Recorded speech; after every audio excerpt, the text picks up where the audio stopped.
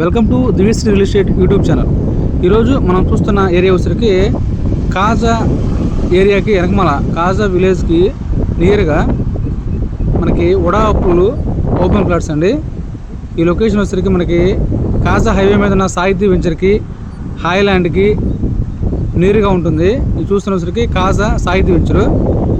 ఈ లొకేషన్ వచ్చరికి మనకి కాజా విలేజ్కి దగ్గరగా జనప్రియ ఉడా అప్పుల వెంచర్లో మనకి ఓపెన్ ఫ్లాట్స్ అమ్మకానికి ఉన్నాయి.